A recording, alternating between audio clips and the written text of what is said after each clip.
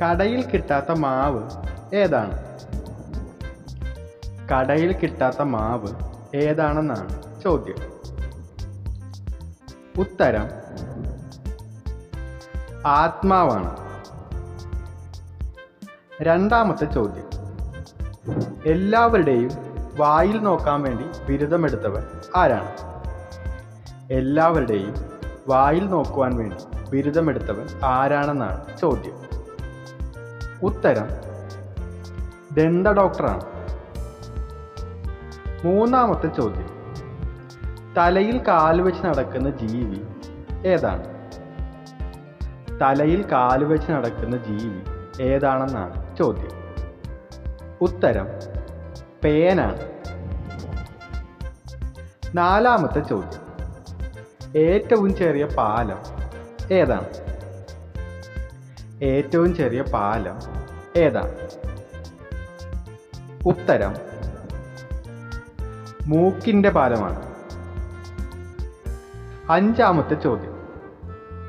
അടിക്കും തോറും നീളം കുറയുന്നത് എന്താണ്? അടിക്കും തോറും നീളം കുറയുന്നത് എന്താണ്?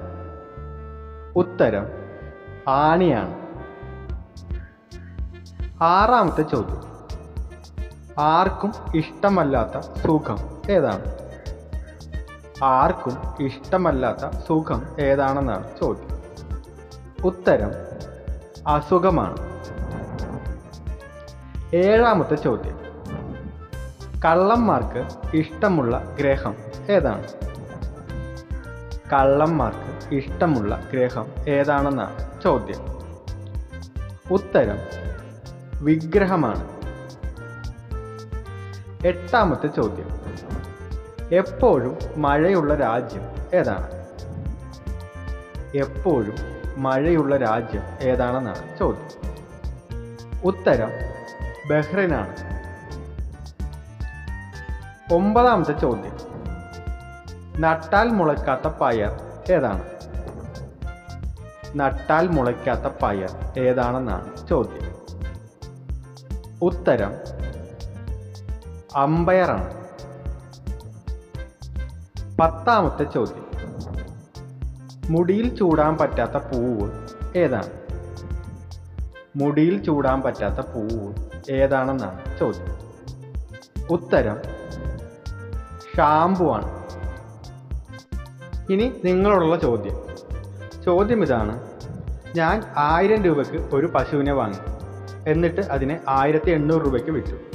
വീണ്ടും ആ പശുവിനെ 2000-ന് വാങ്ങി, എന്നിട്ട് 2500-ന് വിറ്റു. അങ്ങനെയെങ്കിൽ എത്ര രൂപ ഞാൻ സമ്പാദിച്ചു? ഞാൻ ഒരു പശുവിനെ 1000 രൂപയ്ക്ക് വാങ്ങി, അതിനെ 1800 രൂപയ്ക്ക് വിറ്റു. വീണ്ടും ആ പശുവിനെ തന്നെ 2000 രൂപയ്ക്ക് വാങ്ങി 2500-ന് വിറ്റു.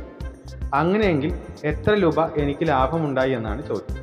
ഈ ചോദ്യത്തിന് ഉത്തരം അറിയാവുന്നവർ ഉത്തരങ്ങൾ കമൻറ്റ് ചെയ്യുക.